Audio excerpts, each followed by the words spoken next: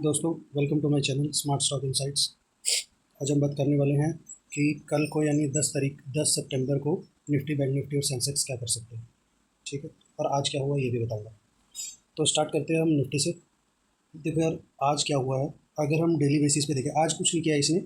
आज इसने सिर्फ टाइम पास किया है, वेट एंड वॉच के पोजीशन में है मार्केट इस टाइम। ठीक है, अगर हम डेली बेसिस पे देखें तो हो क्या रहा है। देखो, ये ट्रेंड लाइन है, ऊपर से आई है। यहाँ से जितनी बार भी इस ट्रेंड लाइन को टच किया है, यहाँ से अच्छा खासा फॉल देखने को मिला है। ठीक है, यहाँ पर आया, फिर से फॉल देखने को मिला। बट यहाँ पर देखो यार, यहाँ पर दोबारा से एक बार फॉल देखने को मिला, बट इसके बाद ये कंटिन्यू नहीं कर पा रहा, सेलिंग को कंटिन्यू नहीं कर पा रहा। देखो, यहाँ से जब आया तो थोड़ा सा वेट एंड वॉच किया और उसके बाद ये फॉल हुआ। अच्छा, यहाँ से ये ट्रेंड लाइन शुरू हुई, तो जब ये सेकेंड टाइम यहाँ पर आया तो इसके बाद डायरेक्ट फॉल आया। ठीक है, और फिर ये नीचे तक गया। यहाँ पर आया तो यहाँ से जब सेलिंग प्रेशर आया तो एक दिन का पॉज दिया और उसके बाद डायरेक्ट फॉल आ गया। पर यहाँ पर देखा जाए तो यार, जबकि ये कैंडल इन सारी कैंडल से सबसे बड़ी कैंडल है, ठीक है, जो इस ट्रेंड लाइन को टच कर रही है, बट इसके बाद 3 दिन हो गए और ये प्राइस नीचे नहीं जा रहा। देखो, जब भी सेलिंग आनी होती है तो यार ये मार्केट ना इतना वेट नहीं कराता, सेलिंग फटाफट दे देता है। बट यहाँ पर क्या कर रहा है, ये वेट एंड वॉच की पोजीशन में। ठीक है, यहाँ पर कंसोलिडेशन कर रहा है। जब भी कंसोलिडेशन करता है तो चांसेस, काफ़ी हाई चांसेस बन जाते हैं कि भाई ये यहाँ से ब्रेकआउट दे दे। ठीक है, बट ब्रेकआउट भी है तो ये बहुत ज़्यादा ऊपर जाने के चांसेस नहीं है जब तक ट्रेड वॉर छिड़ी हुई है। तो यार हमारा जो टारगेट है 25,150 और 250 ऊपर का टारगेट, बस यहीं तक है। इससे ऊपर अभी तक तो मैं नहीं देख रहा हूँ। उसके ऊपर फ्रेश ट्रेड प्लान होगा जैसे जैसे इंटरनेशनल डेवलपमेंट्स होंगे। ठीक है, और नीचे की बात रही तो यार, ये ट्रेंड लाइन है, इसको मैं आपको 1 आवर के बेसिस पे दिखाता हूँ कि ये क्या कर रहा है।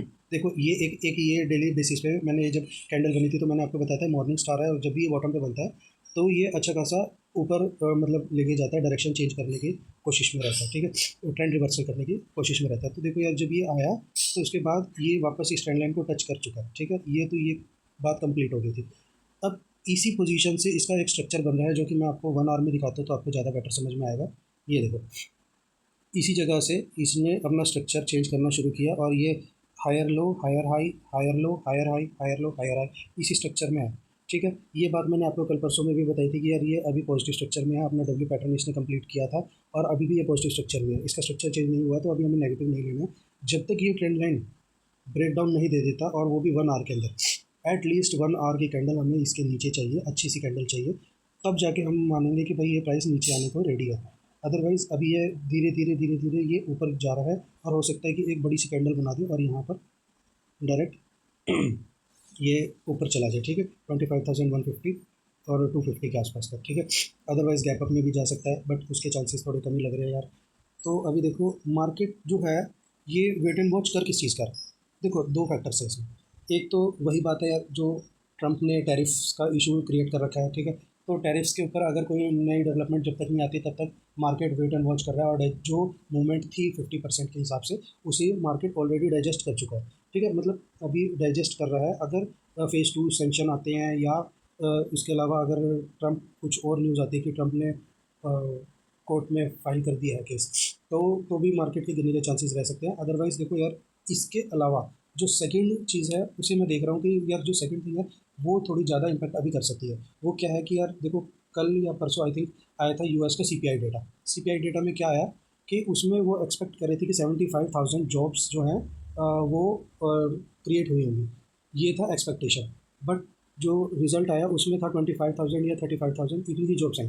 ठीक है, जो तो उसकी वजह से क्या होता है कि भाई ये मार्केट के लिए तो नेगेटिव है इशू, बट इसके रिस्पॉन्स में वहाँ की जो फेड है वो क्या करने वाली है, इसको वेट कर रहा है मार्केट।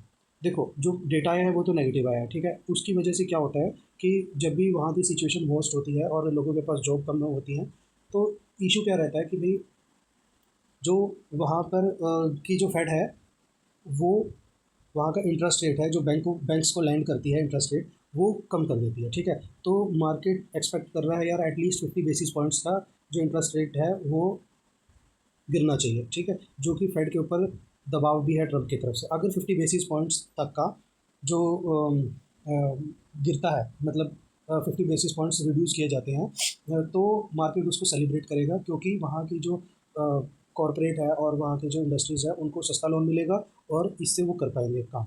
अच्छे से, तो उस चीज़ को मार्केट सेलिब्रेट करता है और मार्केट ऊपर की तरफ भागता है। अदरवाइज अगर देखो 50 बेसिस पॉइंट से नीचे आया यानी 25 बेसिस पॉइंट या अनचेंज रहता है तो मार्केट उसे नेगेटिव वे में लेगा और ये यहाँ पे भी उसका इम्पैक्ट उसी तरह से आता है। ठीक है, क्योंकि देखो यार अल्टीमेटली जो वहाँ की वहीं से हमारी आईटी सेक्टर की जॉब्स अच्छी खासी आती हैं।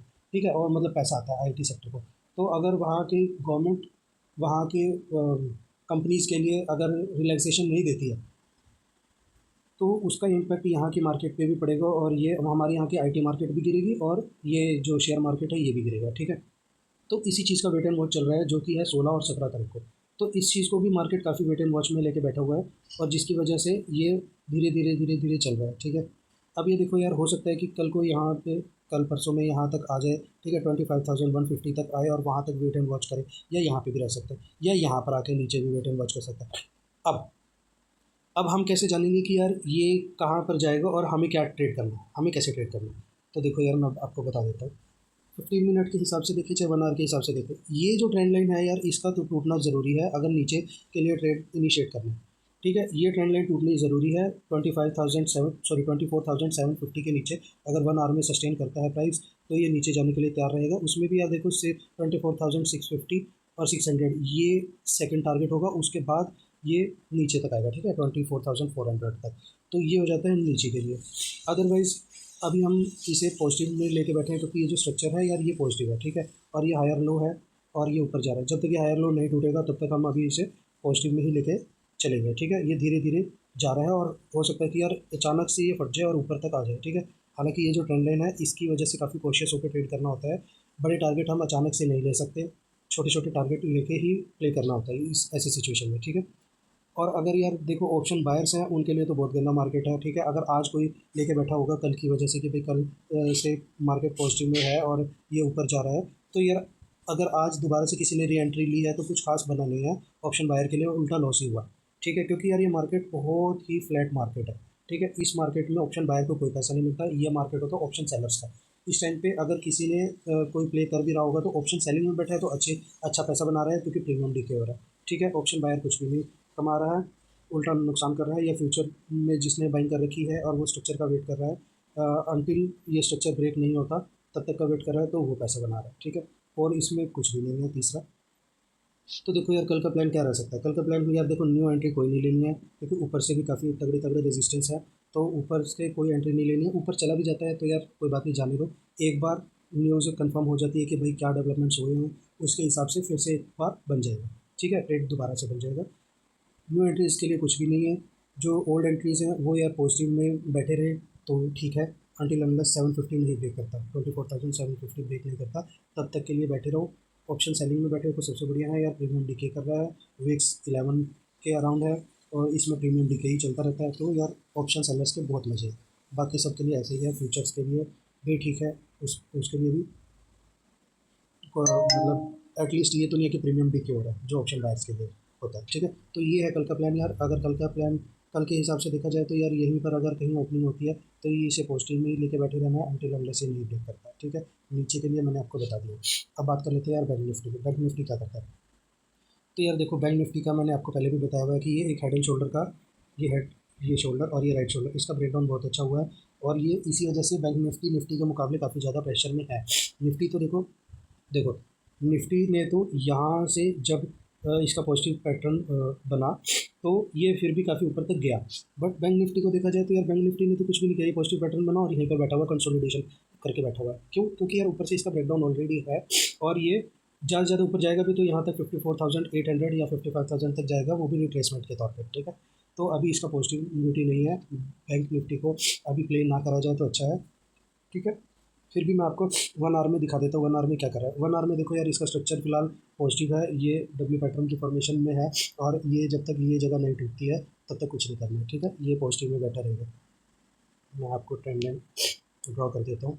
ये ट्रेंड लाइन है यार, ये ट्रेंड लाइन जब तक नहीं टूटती है तब तक कुछ नहीं करना है और उसके टूटने के बाद भी यार बहुत बड़े टारगेट्स नहीं है। ठीक है, ये है। फिर देखो अगर इंट्राडे के हिसाब से देखा जाए तो इंट्राडे के हिसाब से यहाँ पर क्या हो सकता है, जब तक ये 54,100 के नीचे सस्टेन नहीं कर जाता, या यूँ कह लो यार 54,000 के नीचे सस्टेन अगर कल कर गया 15 मिनट्स में भी, ठीक है। तो इसके बड़े अच्छे चांसेस रहेंगे कि 53,800 और 53,600 तक बड़ी आराम से आ जाएगा। ठीक है, अपना जो ये लो है इसको रिटेस्ट करने आ जाएगा।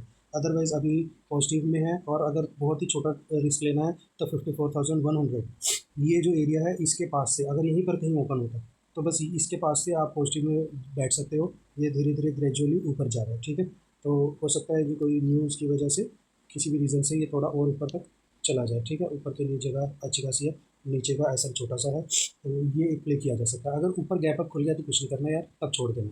ठीक है, तब आपके हाथ में नहीं है, क्योंकि जो एस एल है वो बहुत बड़ा हो जाएगा। ठीक है, तो अगर यहीं पे आसपास में खुलता है या यहाँ पर भी कहीं खुलता है तो भी हमें एक कैंडल बनने देनी है, इस बेस के पास से एक पॉजिटिव कैंडल अच्छे से आ जाए तो हमें वापस ऊपर के लिए हम प्ले कर सकते हैं।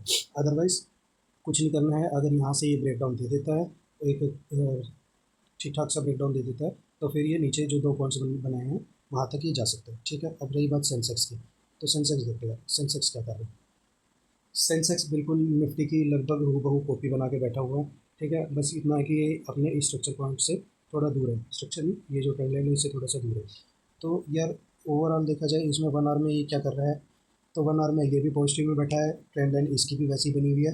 निफ्टी और इसका सेम टू सेम ही है लगभग। ज़्यादा दिमाग नहीं लगाना है जब तक ये ट्रेंड लाइन ब्रेक डाउन नहीं करता अच्छे से 1 आवर में, तब तक हम पॉजिटिव में बैठे हुए हैं। ठीक है, और इसके पास कोई ज़्यादा स्पेस नहीं है, 500 पॉइंट के आसपास का स्पेस है, इसी इस ट्रेंड लाइन के ऊपर भी मैं नहीं देख रहा हूँ अभी। तो हो सकता है चला भी जाए, बट यहीं तक का है इसका। ठीक है, 15 मिनट्स में देखा जाए तो ये अभी भी पॉजिटिव स्ट्रक्चर में है। एक ये छोटा हेड एंड शोल्डर पैटर्न बना हुआ था जो कि निफ्टी में भी था और इसमें भी है। इस पैटर्न का ब्रेकआउट एक तरह से मान के चलो कि भाई यहाँ से अगर अच्छा खासा ब्रेकआउट देता है तो ये यहाँ तक चला जाएगा। ठीक है, तो फिलहाल तो यार ये पॉजिटिव स्ट्रक्चर में है। अगर यहीं आसपास में खुलता है तो यार ये एक थोड़ा सा रेजिस्टेंस पॉइंट है जहाँ पे डबल टॉप बन रहा है, एक टॉप सेकंड टॉप। ठीक है, इसके ऊपर थोड़ा ब्रेकआउट इसका होना ज़रूरी है। इसके ऊपर अगर ब्रेकआउट देता है तो ये 81,400 और 600 यहाँ तक का इसका टारगेट है। ठीक है, और अगर ये नीचे को ब्रेक कर जाता है तो फिर तो नीचे के ये उसमें भी देखो यार 80,800 इसके नीचे सस्टेन होना ज़रूरी है। इसके नीचे सस्टेन हो जाता है तो फिर ये सेकंड टारगेट इसका आ जाएगा 80,400 और 80,000 का। ठीक है, ये टारगेट्स इसके रहेंगे। तो ये था यार निफ्टी, बैंक निफ्टी और सेंसेक्स का। Thank you.